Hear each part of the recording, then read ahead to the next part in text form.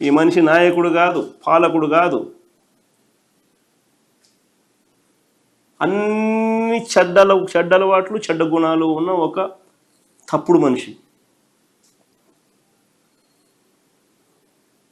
ఏదైనా భగవద్గీత చదివినా, ఏదైనా బైబిల్ చదివినా, ఏదైనా ఖురాన్ చదివినా కానీ మనకంతా దేవుళ్ళు ఆ గ్రంథాలలో మనకు చెప్పేది ఏంది?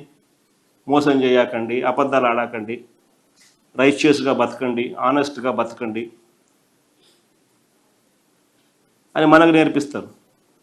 కానీ చంద్రబాబు నాయుడు ఆయనకున్న అలవాటు, ఆయన కొడుకు ఆయన నేర్పించిన అలవాటు, చివరికి ఆయన పార్టీ వాళ్ళకి ఆయన చెప్పే అలవాటు ఏంది?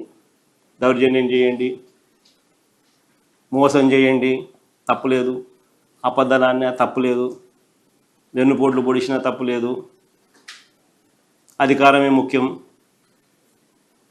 ఈ ఆయన నేర్పించేది.